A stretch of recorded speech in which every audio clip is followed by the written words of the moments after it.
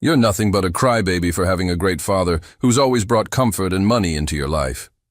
The silence that crashed over the 47th floor of Blackwood Tower was deafening. 3 assistants froze with folders in midair. The executive secretary choked on her water. And Augustus Blackwood, the most feared real estate mogul in New York, slowly lowered his Financial Times, a smile of pure satisfaction spreading across his weathered face. Finally someone had told Sterling the truth. The man in question, 6'3" of arrogance wrapped in a $3,000 Italian suit, was red as a pepper, the vein in his forehead visibly pulsing. "You're fired!" Sterling thundered, pointing an accusatory finger at the petite woman before him. Birdie Sullivan, 26 years old, former barista, and current personal assistant to Augustus Blackwood for exactly 47 minutes, didn't back down an inch. Her hazel eyes blazed at the billionaire heir with an intensity that made several people reconsider their bets on who would win this battle. "You can't fire me," she replied with deadly calm. "I don't work for you. I work for your father. I'm the vice president of this company. And you're still a crybaby." Birdie crossed her arms. "You're proving my point right now. Look at yourself screaming because someone stained your imported shirt. There are 5-year-olds with more self-control." Augustus let out a laugh, a loud laugh, something no one in the office had heard in years. "Dad!" Sterling turned to him, incredulous. "Are you going to allow this exceptional employee?" Augustus stood up, adjusting his vest. "Yes, I will. In fact, Miss Sullivan, you just earned yourself a bonus. I've been waiting 28 years for someone to have enough courage to say those words to my son." 3 hours earlier, Birdie had woken up that Monday with butterflies in her stomach. Not the romantic fairy tale butterflies. These were aggressive butterflies, the kind that make you question all your life decisions. Accepting that job had been madness. She knew it when she signed the contract 2 days ago. Personal assistant to Augustus Blackwood meant diving into a world of power, money, and corporate politics, a world for which she was absolutely unprepared. Her Brooklyn apartment seemed even more depressing that morning. The faucet dripped its irritating melody. The wallpaper peeled like skin after a sunburn. But it was hers, one with spilled coffee, meager tips, and 6 years serving customers who treated her like furniture. "You've got this," she told the mirror, adjusting the only suit she owned. It was black, simple, bought on clearance. Nothing like the Armanis and Versaces that would certainly parade through Blackwood Tower. "It's just a job that pays 3 times more, a job that's going to change your life." She had no idea how literal that last part would be. The problem appeared at 8:47 a.m. in the form of Sterling Blackwood. Birdie was carrying a tray with double espresso for Augustus when a force of nature standing 6'3" with perfectly styled black hair and palpable arrogance collided with her in the hallway. The coffee flew. Physics did its job. And the $3,000 Italian suit gained an artisanal brown decoration. "My quarterly report," Sterling roared, looking at the soaked papers on the floor as if they were an amputated limb. "It was an accident," Birdie began, bending down to pick up the documents. "Accident?" He practically spat the word. "You just destroyed 3 weeks of work. Do you know how much my time is worth? $5,000 per hour." Something inside Birdie snapped. Maybe it was 6 years putting up with arrogant customers. Maybe it was seeing this privileged man having a breakdown over wet paper. Maybe it was simply because she was tired of rich people thinking the world owed them reverence. "You know what your problem is?" She stood up, facing him. "You've never heard no in your life. Never had to fight for anything. Daddy solved everything for you since the golden cradle you were born in. How dare you?" "I'm daring because someone needs to." Birdie felt Augustus approaching but didn't stop. "You're having a meltdown over spilled coffee." Coffee. Meanwhile, there are people in this city who don't know if they'll eat today. But of course, your Italian shirt is the real tragedy here. That's when the words came out. The words that would change everything. You're nothing but a crybaby for having a great father who's always brought comfort and money into your life. And Augustus smiled. Present, 9:15 a.m. Now 30 minutes after the apocalypse, Bertie sat in Augustus's office while Sterling marched furiously to his own, slamming the door hard enough to make the Monet painting tremble on the wall. "He's going to hate me," Bertie murmured. "Dear," Augustus poured 2 fingers of Scotch whiskey, despite the early hour. "My son already hated 90% of humanity. You've just joined a very exclusive club, those he actively hates. That's supposed to comfort me." "No," the old man smiled. "But this should. You stayed. Most would have quit. You looked at the Blackwood heir and didn't blink. Do you know how long I've been looking for someone like that?" Bertie accepted the glass, though she didn't drink at work. Except normal work didn't include insulting billionaires before 9 in the morning. "Why didn't you fire him first?" she asked. "Sterling, I mean. If you know he's like that." Augustus grew serious. "Because beneath all that arrogance is a brilliant man who fears he'll never be good enough. I failed my son, Miss Sullivan. I gave him everything except what he really needed. And what was that? Boundaries, challenges, someone who cared enough to tell him the truth." He raised his glass. "Welcome to Blackwood Industries. Something tells me your arrival is going to be transformative." Bertie drank the whiskey, feeling the liquid burn her throat. She didn't know she had just poked a bear. And that bear, in the coming months, would turn her world completely upside down, in ways she could never imagine. Sterling Blackwood had 3 rules for survival in the corporate jungle: never show weakness, never apologize, and never, ever let anyone disrespect you without consequences. Bertie Sullivan had violated all 3 before lunch on her first day. "Send her the Silverman files," he told his assistant Marcus, a wiry man who'd learned to read Sterling's moods like a meteorologist reads storm patterns. "Sir, the Silverman files are—" Marcus hesitated. "They're a disaster. 6 bankers' boxes of unsorted documents from the 1987 acquisition. No one's touched them in decades." "Exactly." Sterling's smile was pure venom. "Miss Sullivan wanted to work for my father. Let's see how she handles real Blackwood business." What Sterling didn't account for was Bertie's spite-fueled determination. 2 days later, "You organized the entire Silverman acquisition?" Augustus stared at the color-coded binders lined perfectly on his desk. "In 48 hours. Bertie shrugged, though her eyes had dark circles that testified to 2 nearly sleepless nights. It was actually fascinating. "Did you know Silverman tried to hide 3 offshore accounts in the Caymans? The paper trail was obvious once you—" She paused, noticing Sterling frozen in the doorway, his jaw somewhere near the Persian rug. "Impossible," he whispered. "Oh, hi, crybaby." Bertie smiled sweetly. "Did you need something, or are you just here to throw another tantrum?" Augustus coughed to hide his laugh. Sterling's face cycled through several shades of purple. "Those files were meant to take you weeks. Then you underestimated me." Bertie turned back to Augustus. "The summary is in Binder 1. I've also noted 3 potential legal vulnerabilities that might need review. Nothing urgent, but worth addressing before the statute of limitations expires in—" She checked her notes. 7 months. Sterling felt something dangerous crack in his chest. Not anger. Something worse. Respect. He crushed it immediately. That afternoon, the executive elevator was a study in tension. Bertie stood on one side, reviewing notes on her phone. Sterling occupied the other, radiating hostility like a nuclear reactor. 37 floors of silence. Then the elevator lurched, stopped.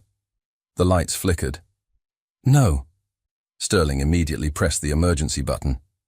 "No, no, no. I have a meeting with the Tokyo investors in 20 minutes. Pressing it 17 times won't make it work faster," Bertie observed calmly. "I don't need your commentary, and I don't need your panic." She sat down on the floor, pulling out her phone. "No signal. We're stuck." Sterling stared at her like she'd grown a second head. You're just accepting this? What's the alternative? Cry about it? The barb landed perfectly. Besides, your dad told me about the backup generator. Maintenance will have us out in 30 minutes, max. Sterling loosened his tie, feeling the walls close in.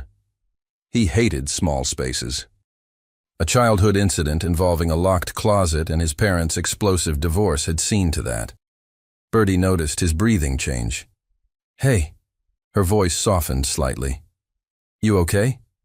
Fine, he bit out. You're turning green. I said I'm fine. Bertie studied him. Really studied him. Beneath the arrogance and designer suits was a man having a genuine panic attack. Against her better judgment, she moved closer. Talk to me, she said quietly. About anything. It helps. I don't need your pity. It's not pity, it's distraction. Bertie cut him off. When I get anxious, I count backwards from 100 in prime numbers. Focuses the mind. Or you could tell me why you're such an insufferable jerk to everyone who breathes near you. Sterling laughed. An actual, genuine laugh that surprised them both.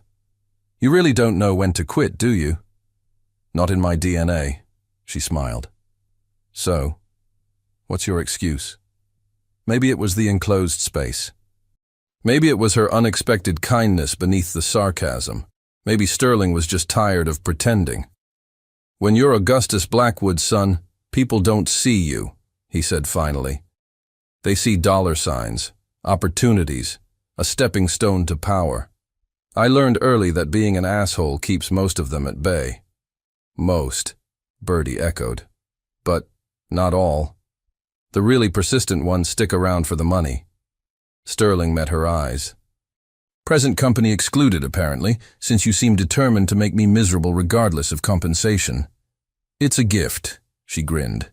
Then, more seriously, for what it's worth, I see you, not your dad's shadow, you, and you're still an insufferable jerk. You're not helping, wasn't trying to, Bertie said, but you're breathing normally now, so you're welcome. Sterling realized she was right. The panic had receded.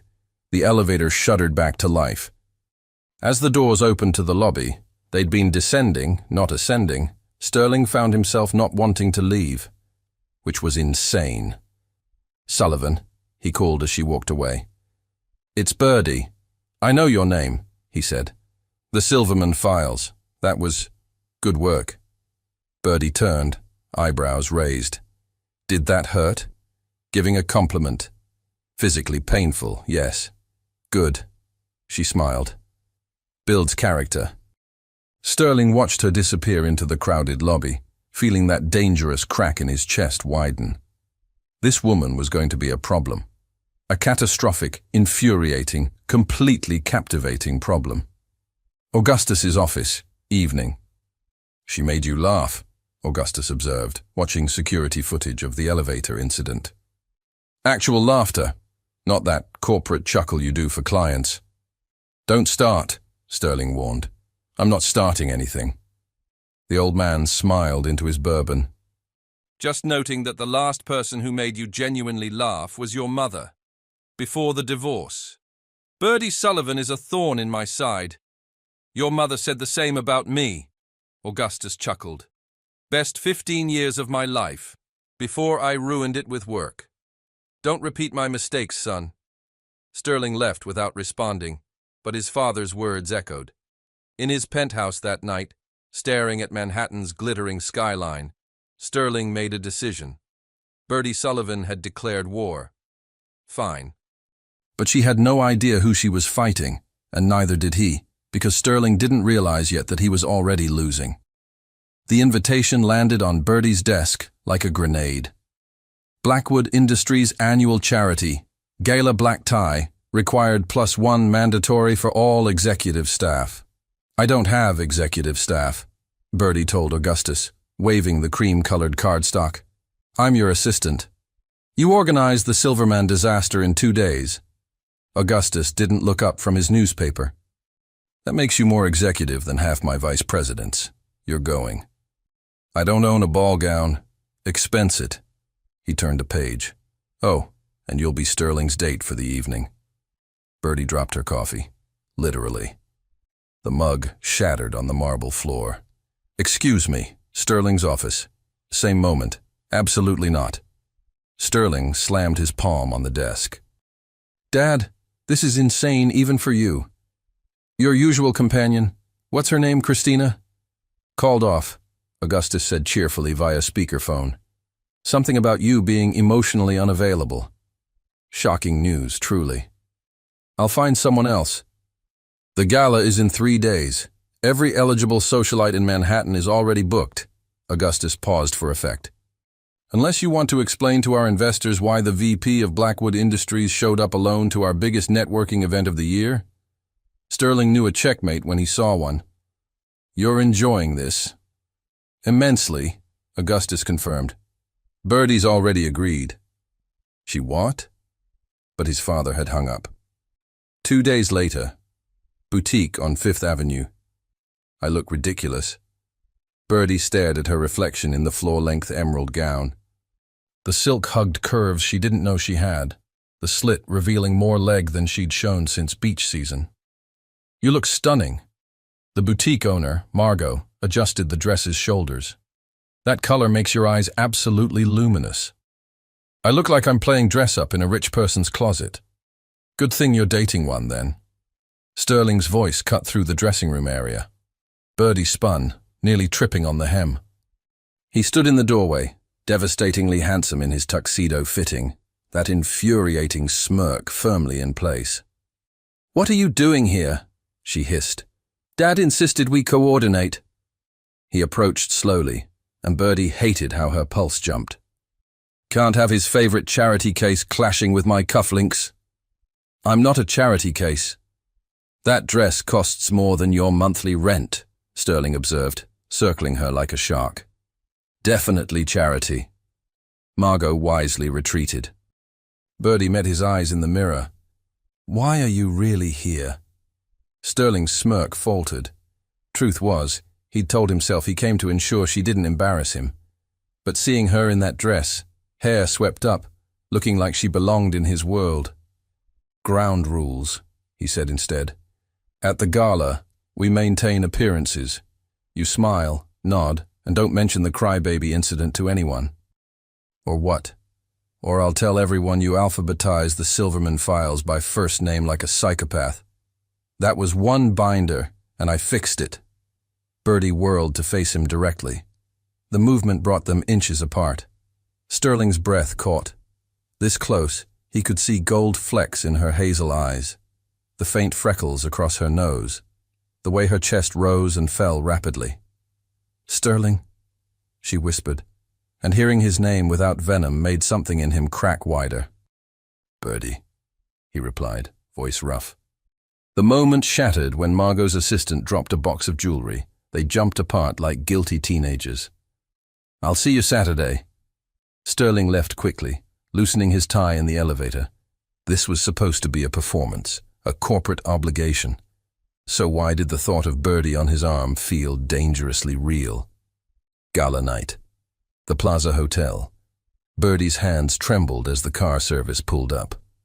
Through the window she saw Manhattan's elite glittering like diamonds on the red carpet. I can't do this, she breathed. The driver opened her door. Camera flashes exploded, and there was Sterling, devastating in a custom tuxedo, extending his hand with an expression she couldn't read. Trust me, he said quietly. Just for tonight. Bertie took his hand. The cameras went insane. Smile, Sterling murmured, his hand settling on her lower back. And whatever happens in there, we're a united front, understand? I'm not an idiot. Debatable. But he was smiling, actually smiling. Inside, the ballroom was a fantasy of crystal chandeliers and champagne fountains. Bertie recognized faces from Forbes covers, gossip columns, congressional hearings. Breathe. Sterling's thumb traced circles on her back. You faced me down in front of 40 witnesses. These vultures are nothing. Sterling Blackwood! A silver-haired man approached, wife dripping in diamonds beside him. Who's this lovely creature? Gerald, Patricia, Sterling's corporate charm activated seamlessly. "This is Bertie Sullivan, my father's executive assistant. Bertie, Gerald runs Pemberton Capital." "Executive assistant?" Patricia's smile was pure acid. "How quaint." Miss Sullivan recently solved a 30-year acquisition crisis in 48 hours. Sterling's grip tightened protectively. "I'd call that remarkable, not quaint." Bertie's head snapped toward him. Was he defending her? The evening blurred into a dance of conversations, champagne, and Sterling's hand never leaving the small of her back. Each touch burned through the silk. "You're good at this," Bertie murmured during a waltz. His hand splayed across her waist, leading her effortlessly through the steps. "Corporate breeding," Sterling replied, but his eyes were intense. "You're holding your own impressively." "Because you keep rescuing me. Can't let them eat you alive." He pulled her slightly closer. "That's my job." Bertie laughed, the sound surprising them both. The waltz ended.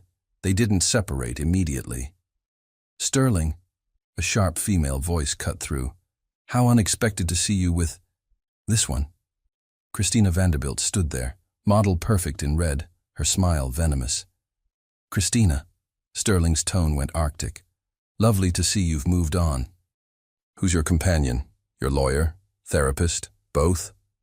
"At least I'm with someone from our world." Christina's eyes raked Bertie. "Not some nobody playing Cinderella." Bertie felt Sterling tense, felt his anger on her behalf. But she'd fought her own battles for years. "You're right." Bertie smiled sweetly. "I am nobody. No trust fund, no summer house in the Hamptons, no daddy's company to fall back on. Everything I have, I earned. Must be a foreign concept for you." Christina's face went red. "How dare?" "She dares because she's worth 10 of you," Sterling cut in, voice deadly quiet. "Now, if you'll excuse us, I'd like to dance with my date. The woman who's actually interesting enough to hold a conversation beyond Pilates and yacht sizes." He swept Bertie back onto the dance floor, leaving Christina sputtering. "That was," Bertie started. "Satisfying?" Sterling grinned, genuinely grinned. "Told you, united front." But as he held her close, swaying to the orchestra, Sterling realized the terrifying truth. This wasn't performance anymore. Somewhere between the elevator and the emerald dress, and watching her dismantle Christina with grace, something had shifted.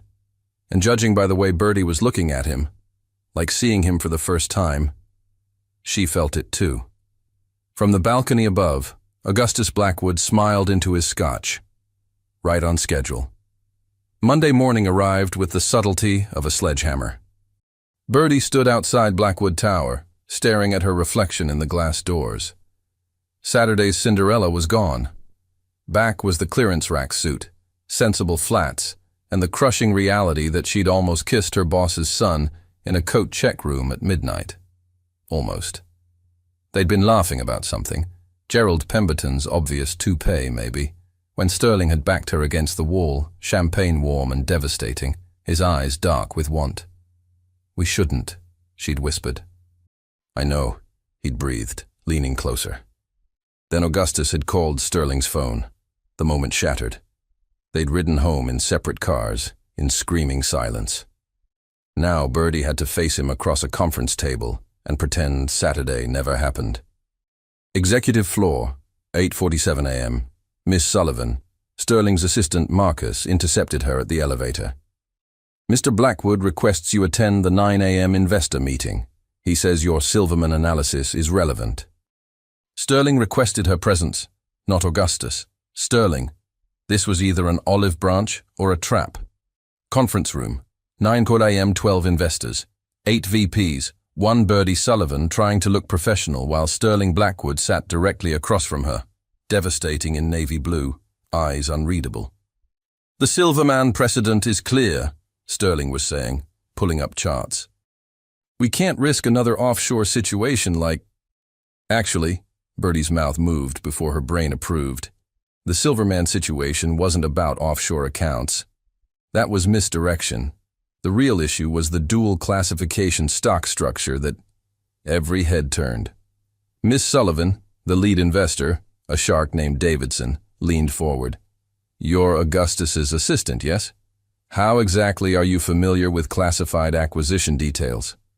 Sterling's jaw tightened. Birdie recognized the look. He was about to defend her again. She didn't need defending.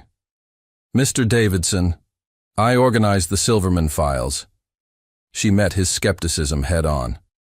All 6 boxes. The offshore accounts were Silverman's distraction while he restructured voting rights through shell corporations in Delaware. The paper trail is obvious once you map the transaction timeline against board meeting minutes. Silence. Then Davidson laughed. "Augustus, where did you find her?" "Brooklyn coffee shop." Augustus smiled. "Best hiring decision I've made in 30 years.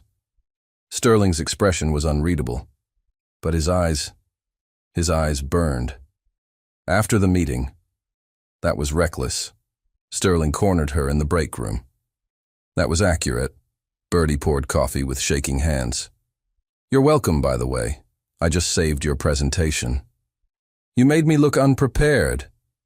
"You were unprepared." She whirled on him. "The offshore angle was weak and you knew it. I gave you the real ammunition. In front of the entire board. So your ego is bruised because a woman corrected you. How very evolved, Sterling." His name on her lips did things to his composure. "This isn't about gender." He stepped closer, voice dropping. "This is about you being reckless with your position. These people eat assistants for breakfast." "I'm not just an assistant." Birdie's eyes flashed. "And Saturday night, in that ballroom, you knew it. You called me interesting, worth 10 Christinas. Or was that just champagne talking?" Sterling's control snapped. "You want to know what Saturday was?" His voice was rough. "It was a mistake. We're from different worlds, Birdie. I was caught up in the moment, the dress, right." Birdie's laugh was brittle. "Of course, the poor girl cleaned up nice for one night. Back to reality now." She tried to push past him. Sterling caught her wrist. "That's not what I meant. Let go. Birdie." I said, "Let go." She yanked free, coffee sloshing. "Message received, Mr. Blackwood. It was a performance. We're done performing." She left him standing there, hand still outstretched. Augustus's office. Noon. "You're an idiot," Augustus told his son. "I'm protecting her." Sterling paced like a caged animal. "From me? From this world? From happiness?" The old man cut him off. "I've watched you, Sterling. Watched you sabotage every relationship that got too real. Your mother's abandonment taught you that love means loss. But Birdie isn't your mother. This isn't love," Sterling protested weakly. "No?" Augustus pulled up his phone, showed security footage. Sterling and Birdie dancing, lost in each other. "That's not love. Son, I built an empire. I know when I see something valuable. And you're about to let her slip away because you're scared." Sterling stared at the image. "What if I hurt her? What if she heals you?" Augustus countered. "Fear is easy, Sterling. Courage is choosing to try anyway." Birdie's apartment.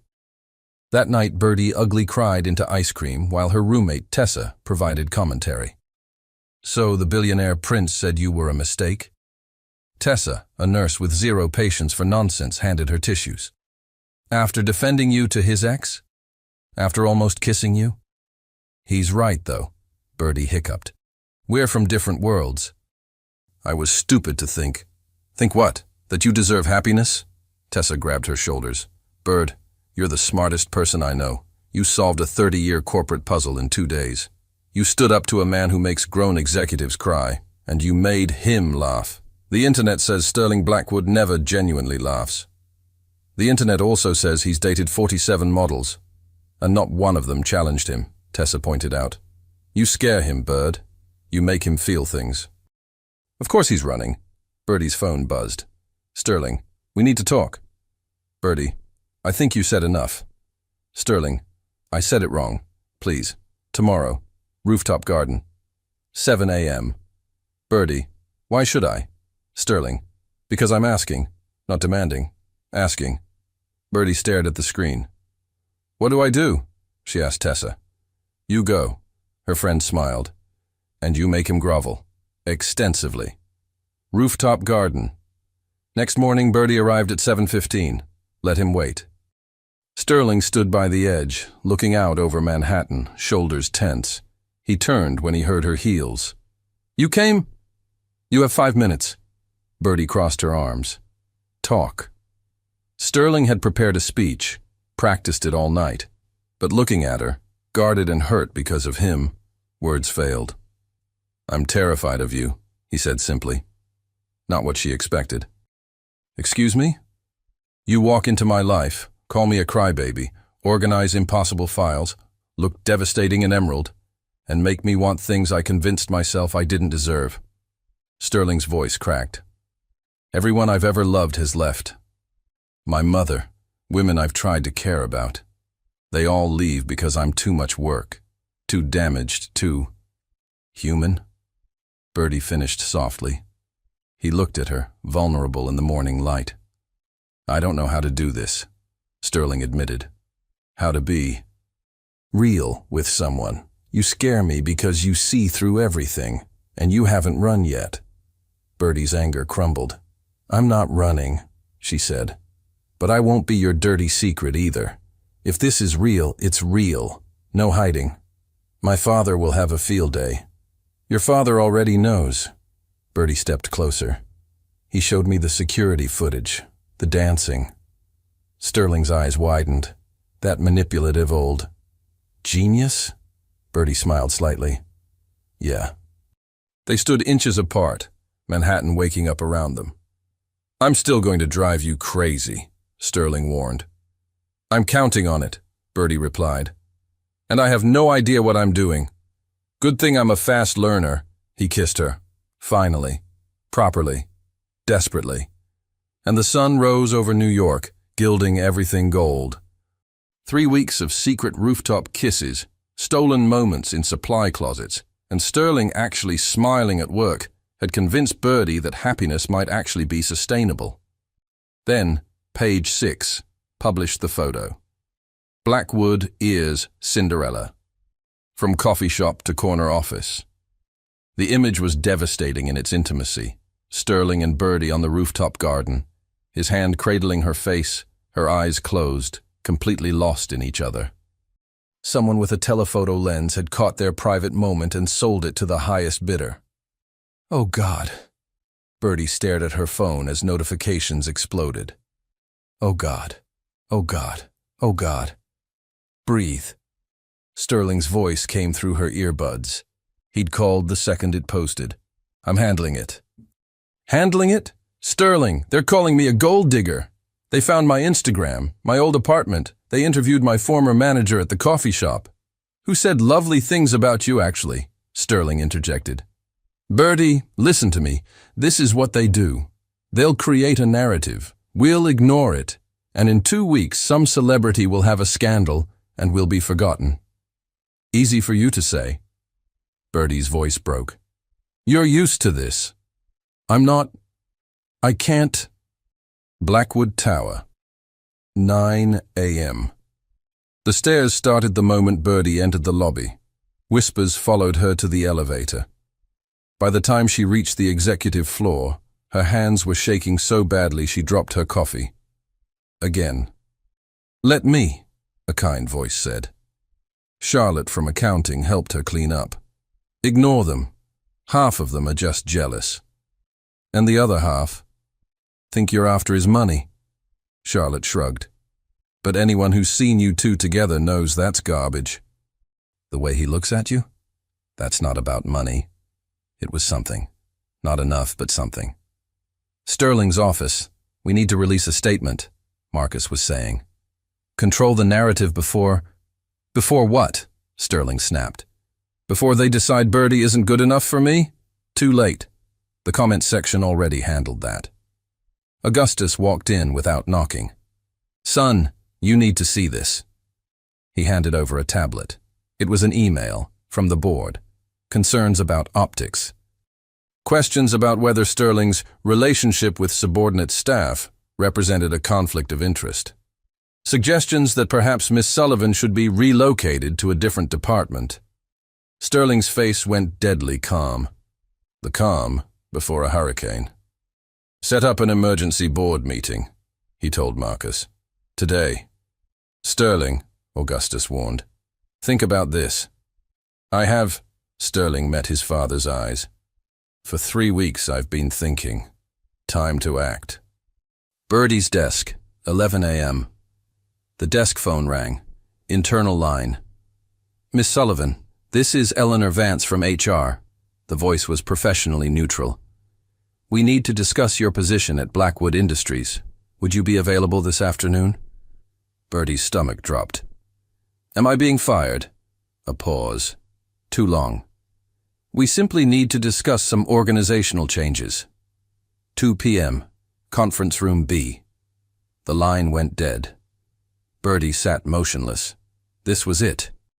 3 weeks of happiness, and now the real world was crashing back in. Her phone buzzed. "Sterling, don't go to that meeting."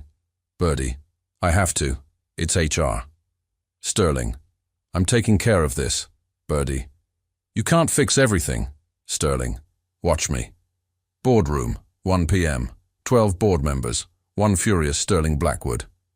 "Gentlemen, ladies." He stood at the head of the table, a king addressing his court.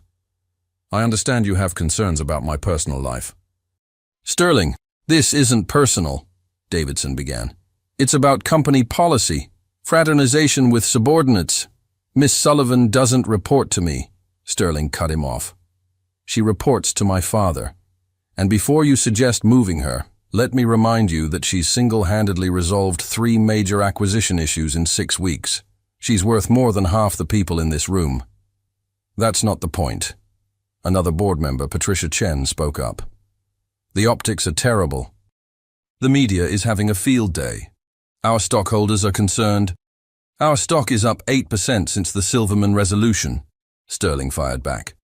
"Which Miss Sullivan made possible. The media will move on. Our stockholders care about returns, not my dating life." "Unless your dating life impacts those returns," Davidson said quietly. "Sterling, she's a lovely girl, but she's not from our world. This will blow up eventually, and when it does, Blackwood Industries can't afford the fallout." Something in Sterling's expression shifted.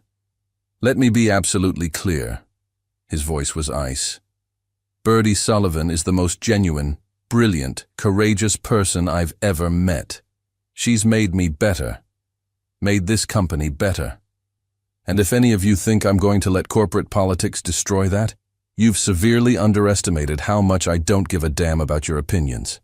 Silence. Then Augustus started clapping. "Well said, son." He stood. "And for the record, as majority shareholder, I fully support this relationship. Anyone who has a problem with that can tender their resignation. We'll accept it immediately." The room erupted into chaos. Conference room B, 2 p.m. Birdie sat alone, waiting for HR, when the door opened. Not Eleanor Vance, Christina Vanderbilt. "You really thought you could keep him?" Christina's smile was venomous. "You're a phase, sweetheart. Sterling gets bored easily. I should know." "Get out." Birdie's voice was steady despite her racing heart. "I'm trying to help you," Christina perched on the table. "Before you embarrass yourself further. You're not equipped for his world. The media scrutiny, the society expectations, the women who'll always be circling. Like you. I'm a known quantity." Christina shrugged. "You're a scandal waiting to happen. How long before you slip up? Say the wrong thing at a dinner party, wear the wrong designer, bore him with talk about— What do you even talk about? Coffee orders?" Each word was a precision strike. And God help her. Some landed. "I know what you're doing," Birdie stood. "You're trying to make me doubt myself. Doubt him." "I don't have to make you doubt." Christina's eyes glittered. "You already do, I can see it. You're wondering how long before he realizes you're not enough." The door slammed open. Sterling stood there disheveled, furious, magnificent. "Christina, Out. Now. His voice could freeze hell. Sterling, darling, I was just harassing my girlfriend, he finished. Which means you're currently trespassing. Marcus is calling security. You have 60 seconds to leave before I have you escorted out and file a restraining order. Christina's composure cracked. You're choosing her? A nobody. I'm choosing the woman I love, Sterling said it simply. Definitively. The words hung in the air. Bertie's breath stopped. Christina fled. Sterling crossed to Bertie, cupped her face. I love you, he repeated softer. I know it's fast. I know we're still figuring this out. But watching you doubt yourself because of vultures like her, I can't. I won't. You're brilliant and strong, and you make me want to be better than I am. Sterling. Bertie's voice cracked. I'm scared. This is all so big and public and… I know. He pressed his forehead to hers. I'm scared too. But I'd rather be scared with you than safe without you. That's incredibly cheesy. I know. He smiled. You're a terrible influence. I haven't said it back yet, Bertie whispered. I know. I love you too. The words tumbled out. You're still an insufferable jerk sometimes, but you're my insufferable jerk. He kissed her. Soft. Sweet. Perfect. The board wants you moved to a different department, he murmured against her lips. I heard. I quit, Sterling said casually. Bertie jerked back. You what? Told them if they relocate you, I walk, he shrugged. Dad backed me up. Turns out majority shareholder trumps pearl-clutching board members. You're staying right where you are. You can't quit for me. I can do whatever I want, Sterling grinned. That insufferable, arrogant grin she'd fallen for. I'm a billionaire, remember. Comes with perks. Bertie laughed through tears. You're insane. About you? Absolutely. From the hallway, Augustus smiled. His son had finally learned what mattered. And it only took a 5'4" barista with a spine of steel to teach him. Augustus Blackwood collapsed during the quarterly shareholders' meeting. One moment he was defending Bertie's promotion to executive consultant. The next he was clutching his chest, face gray, body crumpling like a puppet with cut strings. Dad! Sterling's roar echoed through the boardroom as he caught his father. Bertie was already on the phone with 911, her barista training kicking in. She'd handled 3 medical emergencies during her coffee shop years. Her hands were steady as she loosened Augustus's tie, checked his pulse, gave clear information to the dispatcher. Sterling's hands shook. Mount Sinai Hospital, 6 p.m. Moderate heart attack, Dr. Patel explained. He's stable, but he needs rest. No stress. I'm recommending at least 3 months away from work. Sterling stood like a statue. Bertie gripped his hand. 3 months? Sterling's voice was hollow. The Tokyo merger closes in 6 weeks. The Silverman follow-up deal is… We'll kill him if he handles it. Dr. Patel cut him off. Mr. Blackwood, your father has been running on caffeine and stubbornness for 40 years. His body just sent a warning. The next one might be final.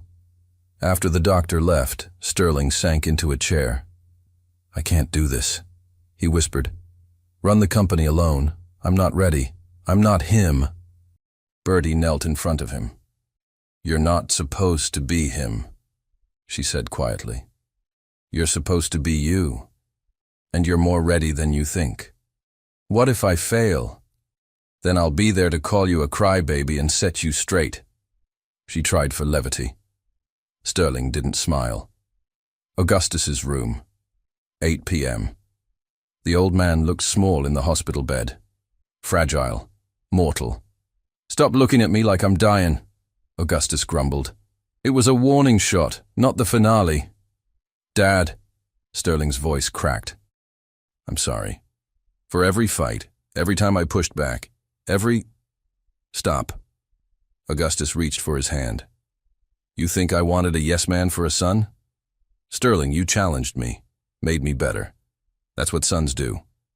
I don't know if I can run Blackwood without you. You won't be without me. Augustus looked at Bertie. He'll have excellent counsel. I'm not qualified to. You solved Silverman, organized chaos, and you keep my stubborn son grounded. Augustus smiled weakly. That's more qualified than most of my board. A nurse entered with medication. Visiting hours were ending. Son, Augustus said as they prepared to leave, there's something in my office safe. Combination is your mother's birthday. You need to see it before the board meeting Monday. Sterling froze. What is it? The truth. Augustus closed his eyes. About why she really left. Blackwood Tower. Midnight. Sterling's hands shook as he opened the safe. Bertie stood beside him, silent support. Inside was a single folder, divorce papers, not the ones publicly filed, the real ones, and a letter in his mother's handwriting. I can't. Sterling shoved it toward Bertie. You read it. She did, and her face went pale. Sterling, just tell me. Your mother, she didn't leave because she fell out of love. Bertie's voice was gentle. She left because Augustus gave her an ultimatum. The company or the family. He was drowning in work, never home, and she begged him to step back. He refused. So she filed for divorce and demanded sole custody. That's not, Dad said she abandoned us. Keep reading. Bertie handed him the next page. Court documents. Augustus had fought the custody battle viciously, used his wealth and connections, painted Margot Blackwood as unstable, unfit. The judge ruled in his favor. The final document was a restraining order. Augustus had legally prevented Margot from seeing Sterling for 2 years while he was in boarding school. By the time it expired, Sterling was 14 and refused to see her. He lied. Sterling's voice was hollow. My entire childhood, he made me think she didn't want me, that she chose herself over me. Sterling. Bertie touched his arm. He jerked away. Don't. His eyes were wild. Everything I believed, the reason I push people away, the reason I'm terrified of commitment, it's all built on a lie. He was wrong, Bertie said firmly. What he did was wrong. But Sterling, look at the date on the last letter. Sterling focused. His mother's handwriting, dated 8 months ago. My darling boy, I know you won't read this. Augustus will probably destroy it. But I'm dying. Pancreatic cancer, stage 4. And I need you to know the truth. I never stopped loving you. Never stopped fighting for you. Your father's lawyers were better than mine. His money deeper. And eventually, you stopped answering my calls, returning my letters. I don't blame you. He raised you to hate me. I just hope someday you'll know. Leaving you was the hardest thing I ever did. Losing you broke me in ways I never recovered from. Be better than we were, Sterling. Love someone brave enough to challenge you. Don't let work consume everything like it did us. Always your mother, Margot. The letter was dated March. She died in April. Augustus had never told him. Sterling's phone hit the wall, shattering. That bastard! The roar came from somewhere primal. He kept this from me. She was dying and he... Sterling, Bertie tried again. No, he whirled on her. You don't understand. My whole life is a lie. Every fear, every broken relationship, every time I pushed someone away because I thought love meant abandonment. I understand you're hurting. You can't understand. Sterling's voice broke. You had a normal life. Normal family. You don't know what it's like to... The words hit Bertie like a slap. Normal? Her voice went quiet. Dangerous. My dad left when I was 6. My mom worked 3 jobs and still couldn't keep the lights on. I put myself through community college serving coffee to people who treated me like furniture. Don't you dare tell me I don't understand pain. Sterling stopped. Really looked at her. Bertie, I'm sorry. You're hurt. I get it. She stepped back.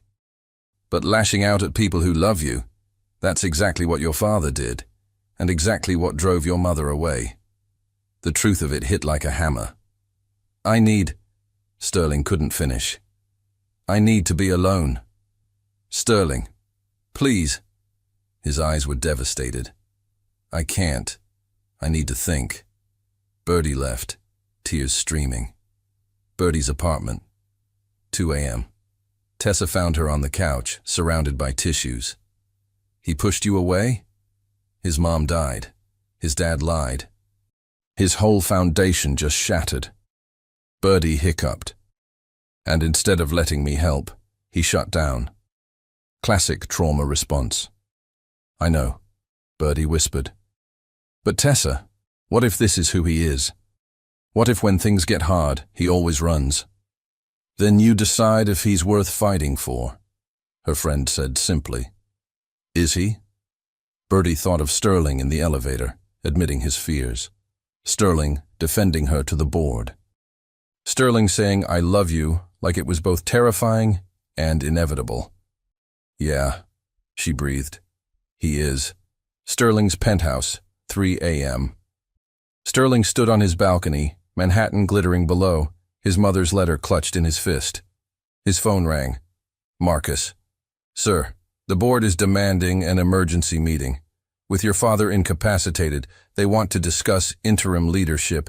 Schedule it. Sterling's voice was flat. Monday, 9 a.m. Sir, Davidson is pushing for external management. Let him push, Sterling said. I'll be ready. He hung up, looked at his phone, at Birdie's contact. She'd sent one text. Birdie, I'm here when you're ready. No pressure. Just, I'm here. Sterling's thumb hovered over the call button. Then he put the phone down.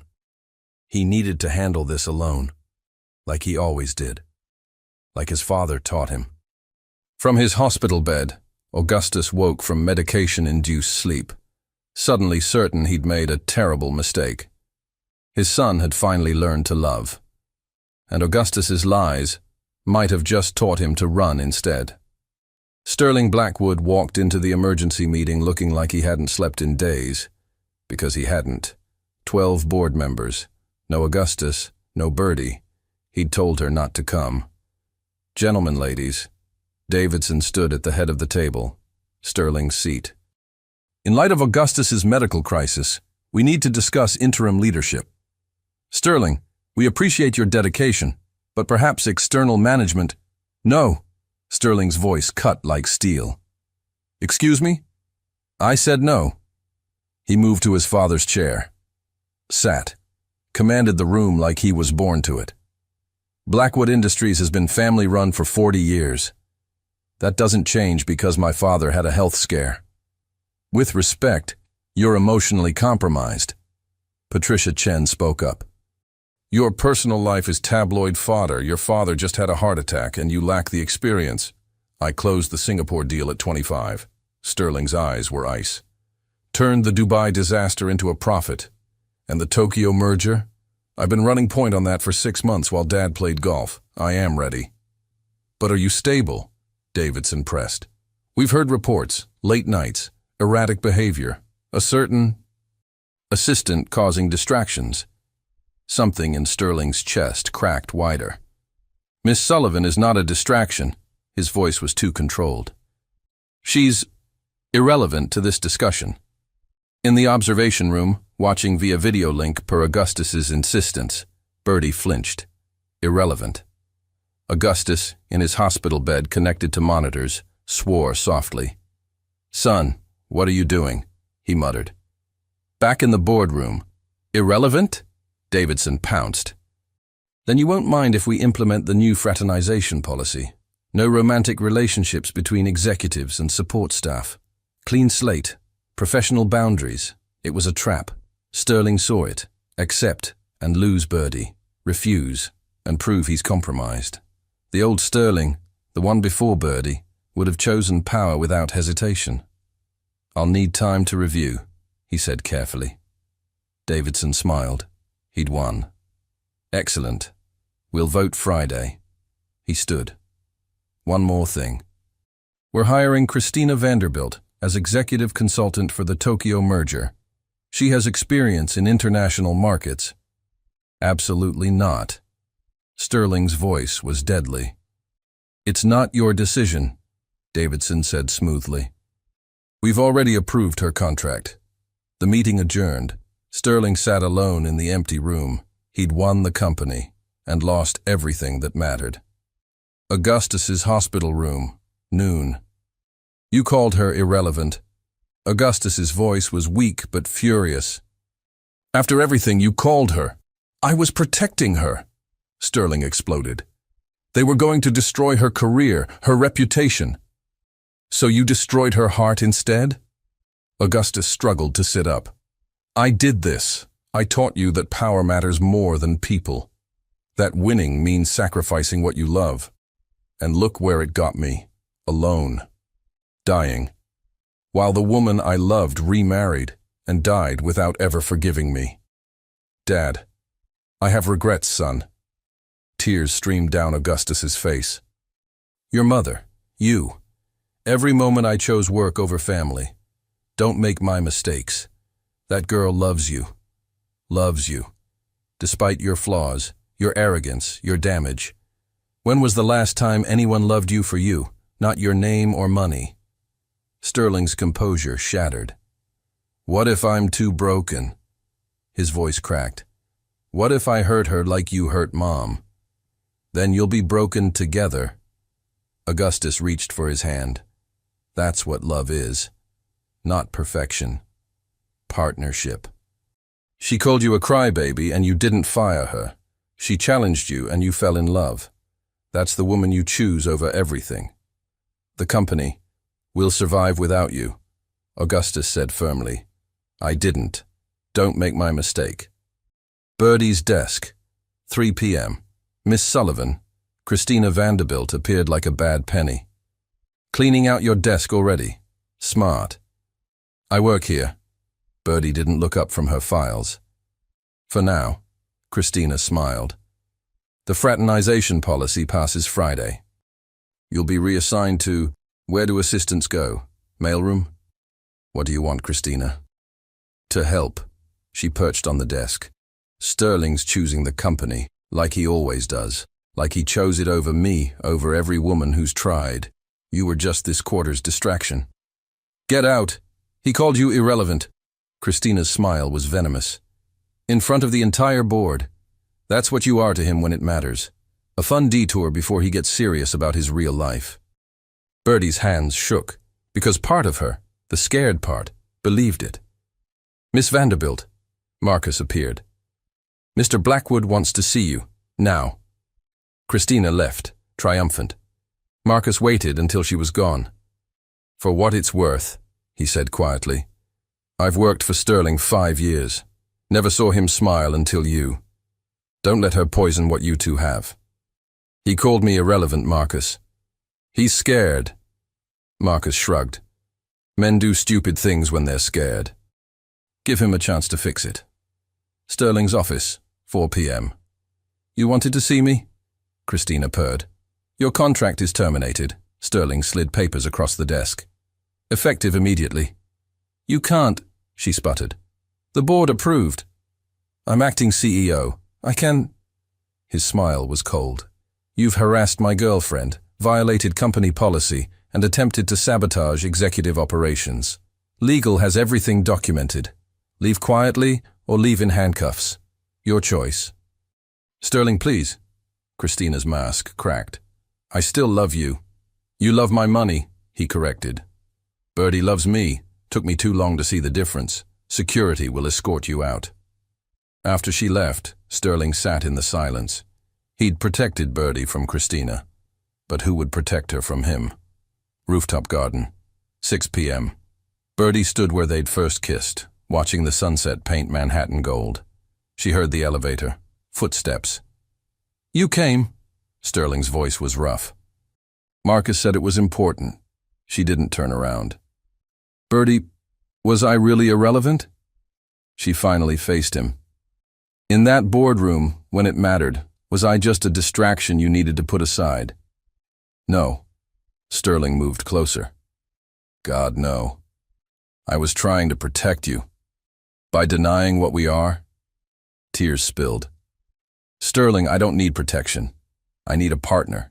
Someone who fights with me, not for me, while pushing me away. I know. He stopped just out of reach. I'm my father's son.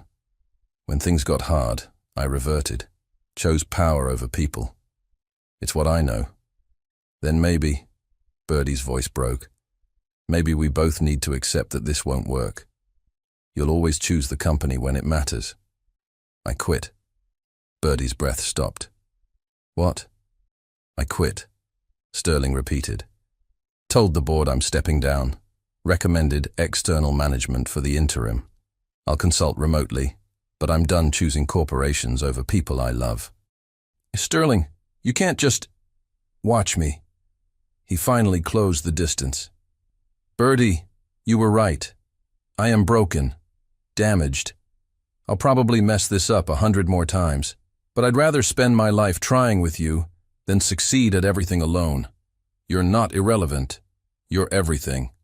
What about the company? Tokyo, your father's legacy? My father's legacy is dying alone and filled with regret. Sterling cupped her face. I want a different legacy, one where I choose love. Where I'm brave enough to build something real, with you, if you'll still have me. Birdie searched his eyes. No more running? No more running, he promised. No more choosing work over us? Never again. You're going to drive me crazy? I'm counting on it. Sterling smiled, that real smile, the one only she got.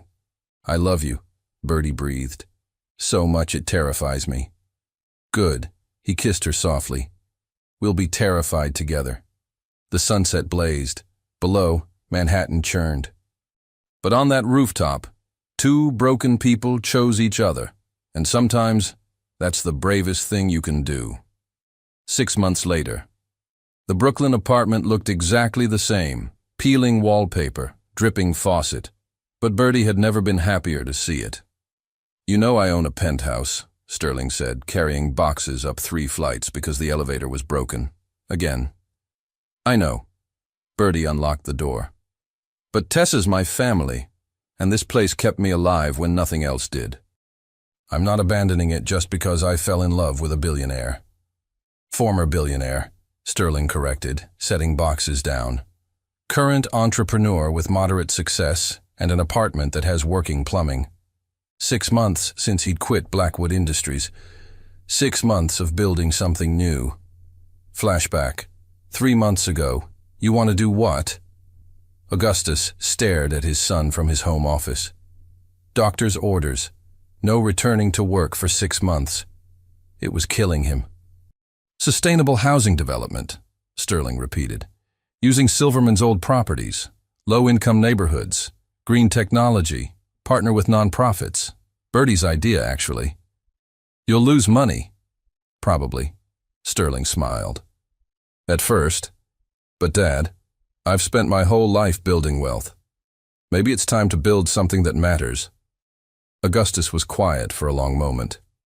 Your mother would be proud, he said finally. I'm sorry I kept her from you. Sorry for all of it. I know, Sterling sat across from him. I'm working on forgiving you. Therapy helps.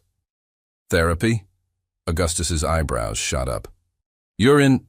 Twice a week, Sterling nodded.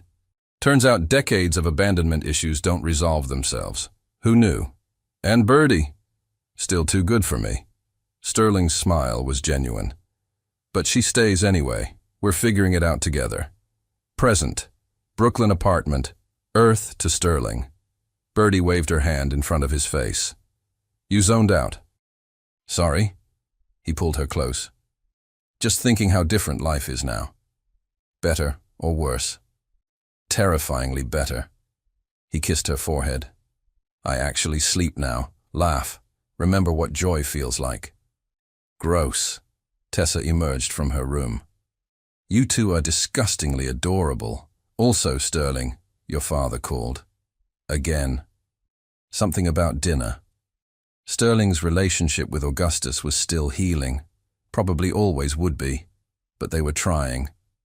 Birdie's phone rang. Unknown number. Hello? Miss Sullivan? This is Margaret Chen from the Urban Housing Alliance, a professional voice said. We received your proposal for the Silverman project. We'd like to partner with you. Birdie nearly dropped the phone. After leaving Blackwood Industries, her choice, not theirs, she'd become Sterling's partner. Not assistant, not employee, partner. They'd formed Sullivan Blackwood Development. Equal ownership. Equal say. The old Birdie would never have believed it. We'll schedule a meeting, Birdie said professionally, then hung up and screamed. Sterling laughed, spinning her around. We did it! She kissed him. We actually did it. You did it, Sterling corrected. I just wrote checks. You designed everything. We did it, Birdie insisted. Together. That word. Together. It meant everything now. Blackwood Estate. Sunday dinner. Augustus had aged but looked healthier. Retirement suited him. So did dating his physical therapist, much to Sterling's amusement. So the project is approved? Augustus asked over roast chicken. Full partnership with 3 non-profits. Birdie couldn't stop smiling. We break ground next month. Proud of you both. Augustus raised his glass. Building something that matters. That's the legacy I should have created. You still can, Sterling pointed out. The foundation you started, it's doing good work. After his heart attack, Augustus had started the Margot Blackwood Foundation. Education grants for underprivileged kids, named after Sterling's mother. His way of honoring what he'd destroyed. She would have liked Birdie, Augustus said quietly. Your mother. She had the same fire. Sterling reached for Birdie's hand under the table. I think they would have been friends. He agreed. Later, Augustus's study. Son, I need to tell you something. Augustus pulled out a folder. Your mother left you a trust. I've been managing it since she died. It's substantial. Sterling opened it. His breath caught. $8 million. From his mother's remarriage, investments, savings. All left to him. There was a note. Sterling, if you're reading this, I'm gone. I hope your father told you the truth. I hope you found someone worth loving. This money comes with one condition. Use it to build something beautiful. Not for profit. For people. For the world I wanted to give you but couldn't. Love always. Mom Sterling's eyes burned. Why didn't you tell me? I was going to, Augustus said. The day of my heart attack. I kept it from you for months, trying to figure out how to admit I'd lied about everything else. Then nearly dying gave me perspective. Dad? Use it well. Augustus gripped his shoulder. Build that beautiful thing she wanted. You've already started with Birdie. Sterling hugged his father.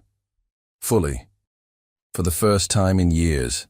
Some wounds heal, others just scar, but both are survivable with the right people beside you. Rooftop garden, midnight, their rooftop, where everything changed. So, Sterling said casually, too casually, I've been thinking. Dangerous, Birdie teased. About us, the company, the future. He turned to face her. We're good partners. The best, and I was thinking maybe we should make it official. Sterling pulled out a small box. Birdie's breath stopped. Sterling, Birdie Sullivan, you called me a crybaby and changed my entire life. He opened the box. A simple diamond ring. Nothing ostentatious. Perfect. You taught me that being vulnerable isn't weakness, that love isn't abandonment, that I'm enough, even without the empire. Will you marry me? Birdie's tears fell freely. You're seriously proposing in the same spot where you first quit your company? Seemed poetic. Sterling grinned. Also, I'm terrified, and this location has good precedent for life-changing decisions. You're still an insufferable jerk sometimes. Is that a yes? Obviously it's a yes, you idiot. Birdie laughed through tears. Yes. 1,000 times yes. He slid the ring on, kissed her, and Manhattan sparkled below like it was celebrating too. 1 year later, Silverman Project ribbon cutting 50 affordable housing units, solar panels, community gardens, a playground where there used to be rubble. Birdie stood at the podium, Sterling beside her, Augustus in the front row beaming. This project represents second chances, she told the crowd. For neighborhoods, for people, for all of us who thought we weren't enough. Thank you for believing in us. The ribbon was cut. Families moved toward their new homes. Mrs. Blackwood, Sterling whispered in her ear. How does it feel? 3 months married. Still felt like a dream. Like home, Birdie smiled. You? Like I finally built something my mother would be proud of, Sterling squeezed her hand. With the love of my life beside me. Still cheesy. You love it. I love you.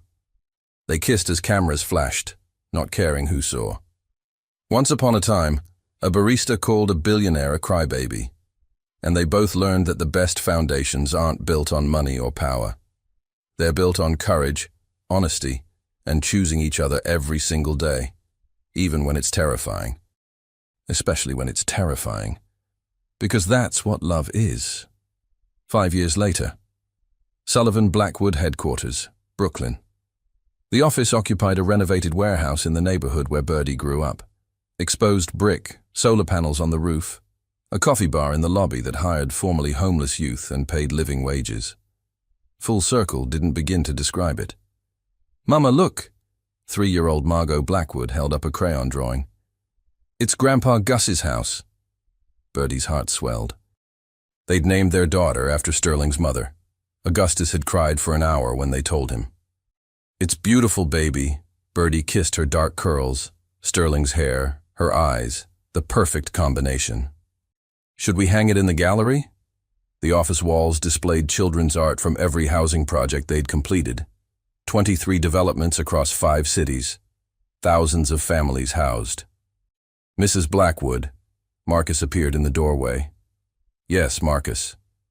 He'd followed Sterling from Blackwood Industries, took a pay cut, and never regretted it. The mayor's office called. They want to discuss expanding the program citywide. Schedule it, Birdie said. After my daughter's ballet recital. Priorities. Marcus smiled. 5 years ago, the idea of Sterling Blackwood's assistant saying ballet recitals took priority over mayors would have been laughable. Now it was just Tuesday. Blackwood Industries, Manhattan Augustus, stood in what used to be his office. Technically, he'd fully retired 3 years ago, sold his majority shares to the board, but they'd kept his office as a consultant space. Mostly he used it to video call his granddaughter. Grandpa. Margot's face filled the screen. I drawed you a picture. Drew, darling, Birdie corrected in the background. I drew you a picture. Augustus's heart, patched up with stents and medication and actual work-life balance, felt full enough to burst. I can't wait to see it at Sunday dinner, he said. Is your daddy being good? Daddy's changing Henry's diaper, Margot reported seriously. It's very stinky. Henry, their 6-month-old son, named after Birdie's father, who'd walked her down the aisle with tears streaming down his face. Reconnecting with her dad had been Birdie's own healing journey. Tell Daddy Grandpa says good luck, Augustus chuckled. After hanging up, he looked at the photo on his desk. Him, Sterling, Birdie, and both grandchildren at last Thanksgiving. A real family, finally. His assistant, yes, he had an assistant for his foundation work, poked her head in. Mr. Blackwood, your 2 p.m. is here. Send her in. Augustus stood. The woman who entered was elegant, silver-haired, familiar in a way that made his breath catch. Hello, Augustus, she said quietly. Catherine Morrison, Margot's best friend from college. The woman he'd been dating for 2 years. The woman he was finally ready to love properly. Ready for lunch? She asked. Actually, Augustus pulled out a small box. I have something to ask you first. At 72 years old, he was proposing for the 2nd time in his life. And this time, he'd do it right. Tessa's apartment. Brooklyn. Tessa opened the door to find Sterling holding Henry, a diaper bag, and a desperate expression. Birdie's at a city council meeting. Margot's at ballet. I have a conference call in 20 minutes. Please tell me you're free. Hand over my godson. Tessa laughed, taking Henry. You billionaire types are useless. Former billionaire, Sterling corrected automatically. And yes, completely useless at solo parenting. Good thing you married someone competent. Tessa settled Henry on her hip expertly. She'd had her own kids now. Twins. Chaos incarnate. Go, make your call. Build your empire of affordable housing and shattered capitalist dreams. You're enjoying this too much? Your wife called you a crybaby and now you're a decent human. Tessa grinned. I get to enjoy it forever. Sterling left, shaking his head, but smiling.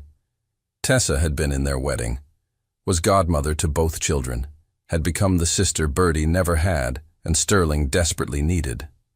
Family wasn't always blood. Sometimes it was a nurse who answered the door at 2 a.m. when your best friend was crying over a boy. The old coffee shop, Brooklyn Birdie, stood outside Java Junction, where she'd worked for 6 years. It had new owners now, but they'd kept the name. Nostalgic? Sterling appeared beside her, having finished his call. A little, she leaned into him. Feels like a different lifetime. Want to go in? They did.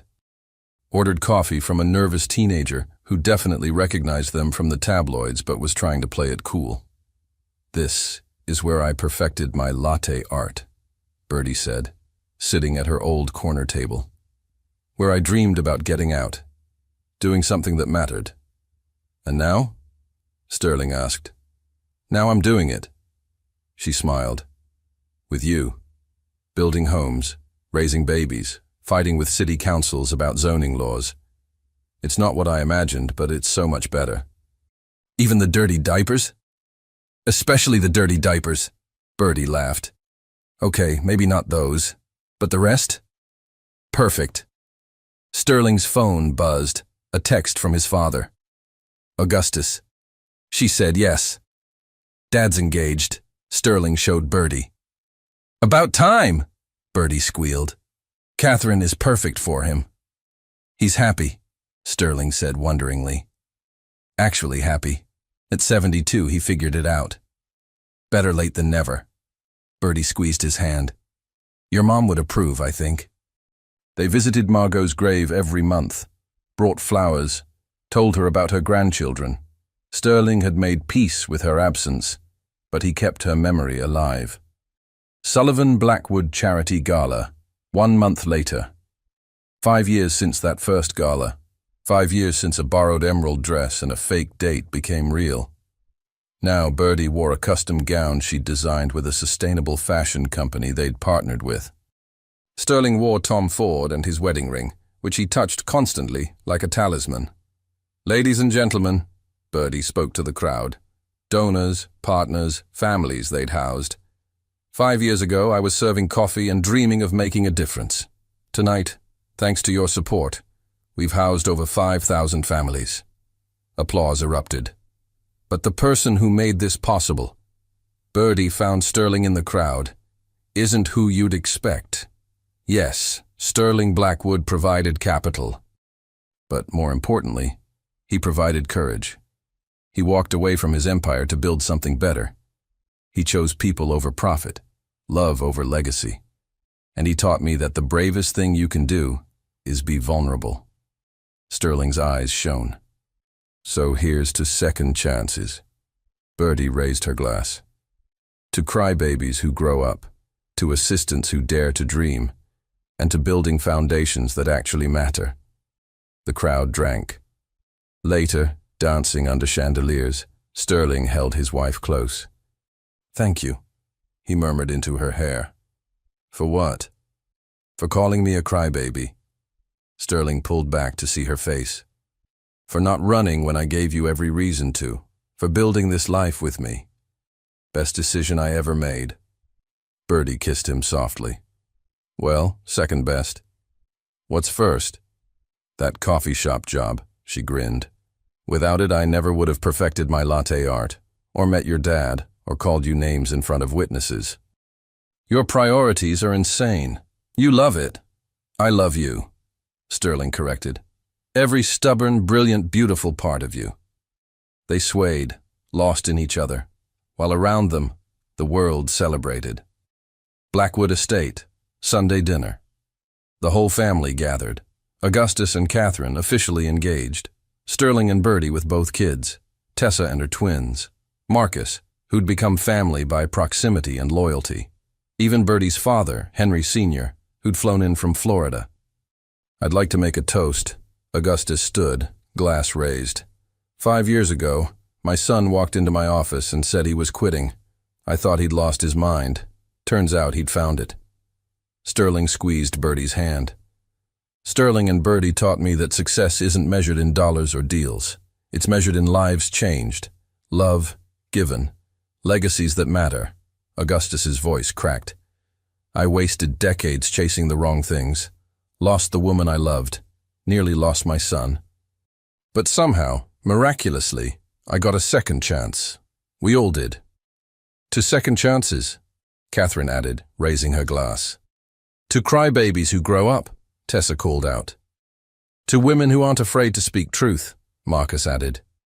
To family, Bertie said, looking around the table. Blood and chosen, all of it. To love, Sterling finished. The scariest, bravest, best decision we ever make.